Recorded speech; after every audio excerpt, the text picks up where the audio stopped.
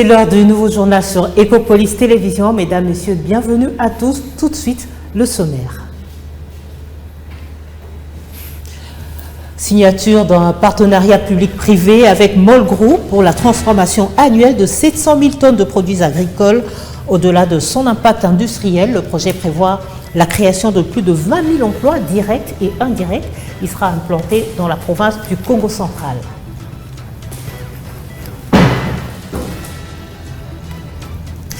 Assainissement de la ville de Kinshasa, le ministre provincial a procédé à la démolition d'une construction érigée au quartier Gelem dans la commune de la Gombe. Il s'agit d'un cas de spoliation. Les détails dans ce journal.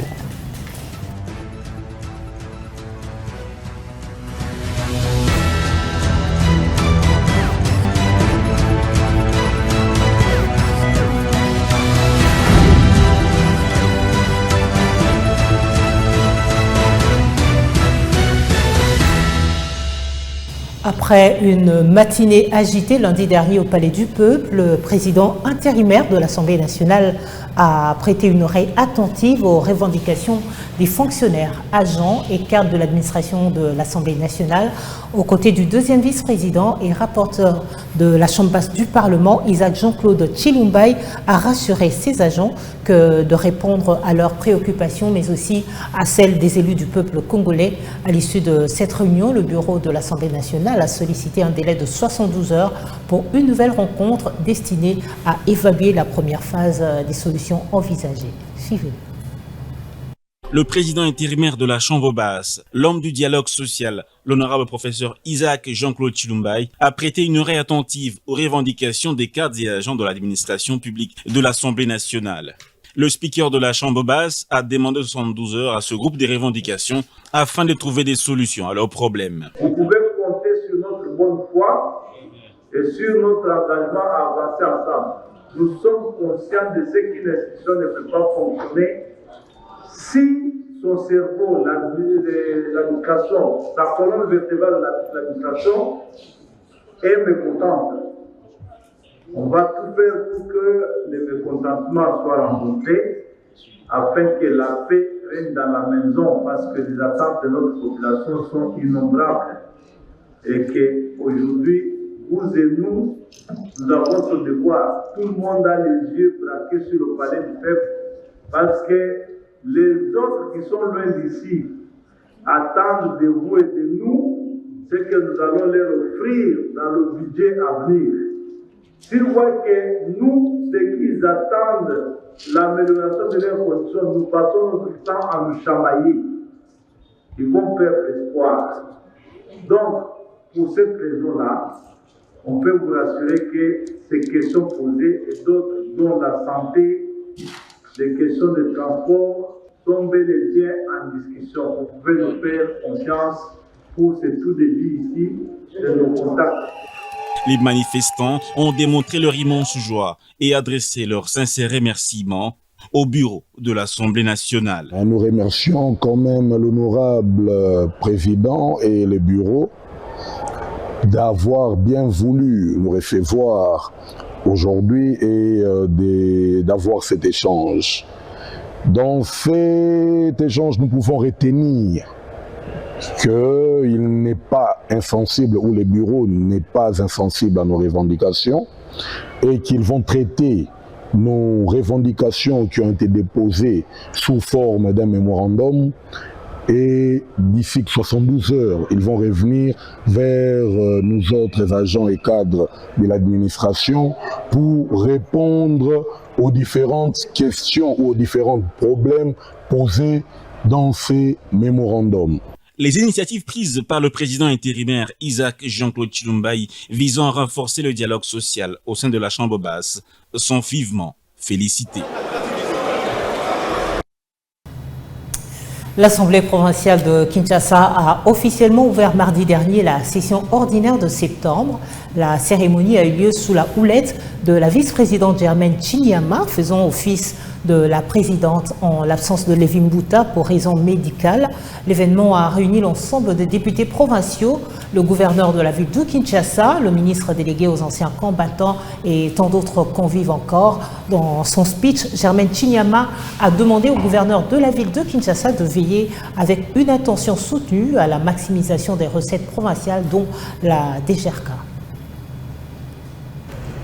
Pour se conformer à cette obligation légale, l'Assemblée provinciale de Kinshasa va s'atteler en priorité à l'examen et au vote des matières du domaine relatif à la gestion des finances de la ville-province de Kinshasa, à savoir le projet d'édit portant reddition des comptes de la ville de Kinshasa pour l'exercice 2024 et la prise de connaissance des observations y formulées par la Cour des comptes.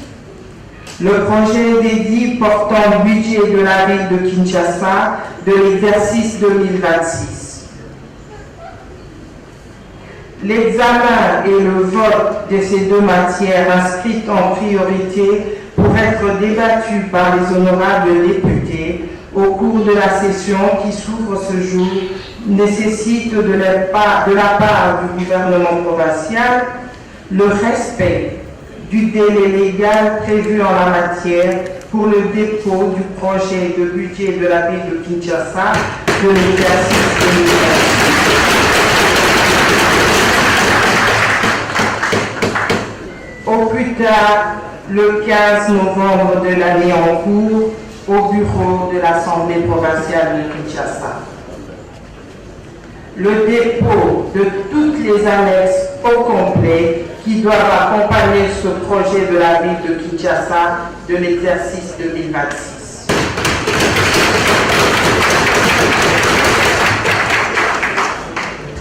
Conformément aux instructions faites aux provinces par le président de la République, chef de l'État, lors des assises de la 12e conférence des gouverneurs tenue à Kolwezi, j'en profite pour exhorter les honorables députés à veiller à ce que le vote de budget de la ville de Kinshasa de l'exercice 2026 puisse consacrer au moins 15% de ces crédits au financement des dépenses liées à la couverture universelle de soins de santé au profit de nos populations de Kinshasa.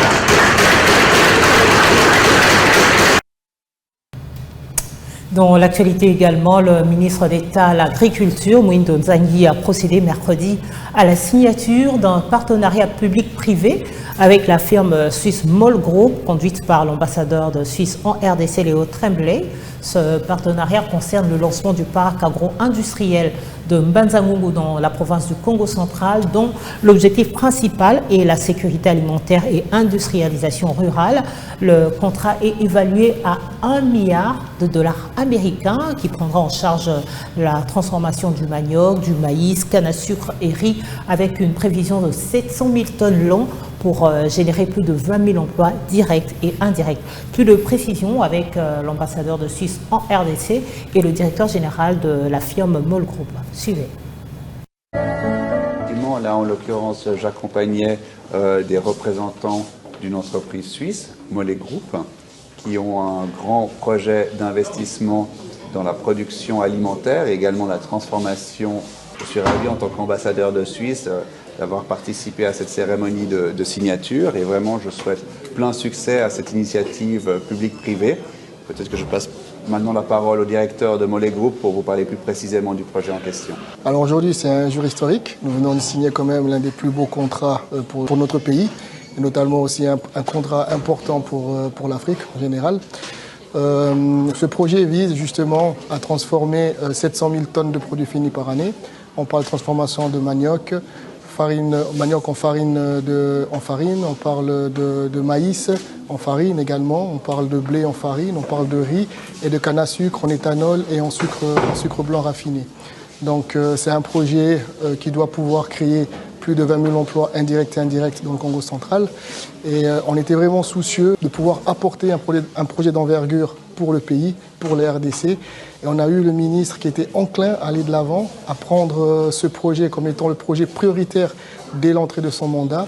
Et aujourd'hui, ça nous a permis de signer ce contrat pour le bon développement des processus déjà entamés depuis 2024. L'étape qui va suivre maintenant, ça sera la phase des études secondaires avec l'ONUDI qui vont démarrer encore au courant du mois d'octobre et de mettre en place la construction qui est prévue, si tout se passe bien selon nos calendriers, pour l'été 2026. On établit le projet sur une durée de 4 ans. J'ai hâte de pouvoir voir ce projet se matérialiser. J'ai hâte de pouvoir voir le bien fondé de ce projet sur la population congolaise, de travailler avec de nouvelles personnes, de créer de l'emploi, la formation, d'avoir des jeunes avec nous. C'est un gros projet. On parle quand même de 105 000 hectares. Donc beaucoup de descentes sur terrain, beaucoup de partenaires clés stratégiques comme Buller, Desmet. Et oui, donc c'est les gens qui ont cru en nous, c'est les gens qui ont cru en ce projet, c'est les gens qui ont cru au potentiel de la RDC, et également l'ambassade de Suisse qui nous ont soutenus, qui ont répondu présent pour le soutien, donc pour nous accompagner dans ce projet.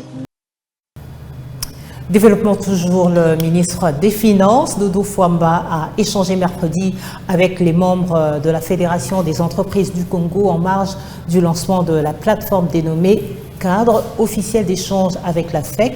Cette plateforme est une tribune qui marque une nouvelle ère de dialogue entre le gouvernement et le secteur privé. Dans un esprit de transparence et de construction, l'Argentine nationale a rappelé l'importance du partenariat avec les forces vives de l'économie pour la réussite des réformes fiscales, douanières et parafiscales. L'inauguration de ce cadre d'échange entre le ministère des Finances et la Fédération des entreprises du Congo illustre la volonté de bâtir un espace permanent d'écoute, d'analyse et de co-construction. Pour le ministre des Finances Doudou Fwamba Likunde Libotay, le dialogue franc et continu avec les secteurs privés est la condition essentielle à l'amélioration du climat des affaires et à la réussite des réformes entreprises par l'État. Plusieurs réformes sont en cours, parmi lesquelles la facture normalisée destinée à améliorer la collecte de la TVA et à lutter contre la fraude fiscale, ainsi que l'instauration dès janvier 2026 de l'impôt sur les sociétés et de l'impôt sur les revenus des personnes physiques qui marqueront une étape décisive vers plus de justice fiscale. C'est pour moi un honneur et un réel plaisir de prendre la parole aujourd'hui à l'occasion de cette première réunion officielle du cadre d'échange entre le ministère des Finances et la Fédération des entreprises au Congo. Dès ma prise de fonction en juin 2024 et sur instruction de son Excellence Monsieur le Président de la République, chef de l'État, son Excellence Monsieur Félix Antoine Tshisekedi Tshilombo, le ministre des Finances a annoncé que les réunions de ce cadre d'échange se tiendront désormais chaque trimestre et seront accompagnées d'un mécanisme de suivi-évaluation de la matrice des préoccupations de la FEC afin de garantir un traitement efficace, mesurable et concerté des attentes du secteur privé. La création du Comité national des médiations fiscales ou les médiateurs fiscaux congolais tels que cristallisés dans la loi des finances de l'exercice 2024 révisé est une opportunité majeure que nous devons utiliser pour mettre plus de collaboration au centre de nos activités. Enfin, je tiens à vous annoncer que les réunions de ces cadres d'échange se tiendront chaque trimestre et qu'elles seront adossées à un dispositif de suivi et évaluation de la matrice des préoccupations de la FEC. L'objectif est de traiter ces préoccupations de manière efficace, mesurable et concertée. Que Dieu bénisse la République démocratique du Congo, notre cher et beau pays, qu'il bénisse son président, son Excellence Monsieur Félix Antoine Tshisekedi Tshilombo. En lançant ce cadre d'échange, le ministre des Finances, Doudou Fwamba Likunde Libotay, a réaffirmé que le gouvernement et le secteur privé ont ensemble la capacité de bâtir une fiscalité plus juste, de moderniser la douane et de faire de la RDC une économie compétitive, diversifiée et créatrice d'emplois. Éducation à un élève de 4e année commerciale de l'école Sabrina dans la commune de Mangafula a déclenché mardi dernier une grenade lacrymogène dans une salle de classe. Cette situation a causé une vive panique entraînant des troubles respiratoires et des malaises chez plusieurs élèves dont 8 ont été ensuite transférés aux cliniques universitaires pour des soins appropriés. Arrivé sur place, le bourgmestre de la dite municipalité a alerté les autorités, les services de sécurité qui ont mis la main sur le pyromane en attendant l'issue des enquêtes en cours. Images et commentaires. Un incident malheureux s'est produit mardi 30 septembre 2025 autour de 15h juste à l'école Saint-Fabrina à Kindélé dans la commune de Mangafula. Un élève régulièrement inscrit, finaliste en 4e commercial ou 6e commercial de l'ancienne appellation, a pulvérisé un gaz lacrymogène connu sous le nom de Tiafouin dans la salle de classe pendant que l'enseignant dispensait les cours. Conséquence, 15 élèves se sont mis à convulser dans la salle de classe et ont été acheminés dans les centres de santé les plus proches de l'établissement pour les premiers soins. Informé de la situation, le bourgmestre de la commune de Mangafula, Sévérin Lumou-Malamba, s'est dépêché sur le lieu pour constater les dégâts et organiser une prise en charge d'urgence. Cet incident qui s'est passé au collège Saint-Fabrina, où un élève qui est venu avec un gaz qui a intoxiqué les élèves. Et beaucoup de nos petites filles n'ont pas pu supporter. Et voilà, et quand on a été informés, nous étions descendus sur place et supervisé l'évacuation des enfants vers des centres spécialisés tels que les cliniques universitaires et puis les centres hospitaliers mongolais. Le constat hier, c'était une quinzaine de filles. À 23h déjà, 3 ont été libérés. Au niveau des cliniques universitaires, nous avions placé 8.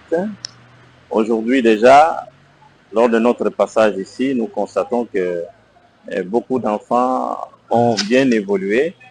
Et elles sont en observation. Je pense que dès demain, la quasi-totalité pourrait être dehors. C'est-à-dire elle pourra rejoindre la famille. Il va nous rester une à Moncolé et les 2 autres qui sont au centre Hermine, qui donnent aussi de bons pronostics. Vu la gravité de la situation, 8 élèves ont été transférés aux cliniques universitaires par ambulance et une autre partie a été admise au centre Moncolé. Les bilans de ce mercredi 1er octobre 2025 fait état des 0 décès. 3 élèves rétablis ont regagné leur domicile, 3 élèves admis aux urgences pour les soins approfondis et 9 autres élèves en observation. Entre-temps, l'auteur de cet incident est actuellement à la disposition de la justice au tribunal pour enfants. Le bourgmestre Sévérin Lumou-Malamba invite les parents d'élèves à ne pas céder à la panique car la situation est sous contrôle. Contrôlons toujours les sacs de nos enfants dès le départ et à l'arrivée ou au retour de l'école. Spoliation du littoral longeant le fleuve Congo au quartier groupe Lito Mobutu, GLM en sigle, dans la commune de la Gombe, à la lisière de la résidence privée de l'ancien chef de l'État Joseph Kabila, informé mercredi le ministre provincial de l'Environnement, ville de Kinshasa, en charge de la démolition des constructions anarchiques. Léon Moulumba s'est rendu sur place et a ainsi ordonné la démolition de la clôture illégale sur la dite concession en dépit de la résistance des constructeurs et occupants. Il était accompagné de l'équipe en charge de l'exécution de l'opération Kinshasa coup de poing. Je vous propose de l'écouter.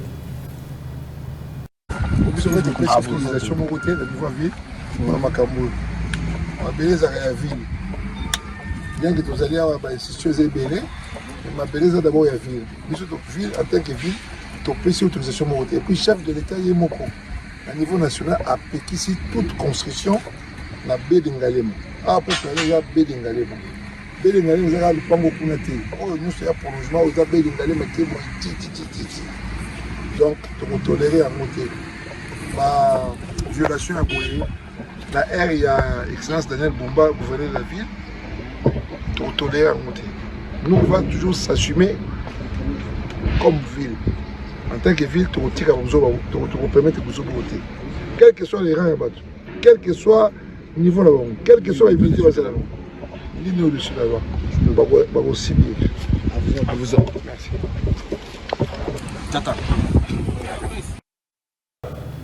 Ce journal est terminé. Merci de l'avoir suivi. Le rendez-vous est pris pour demain à la même heure pour de nouveaux titres de l'actualité. D'ici là, portez-vous bien.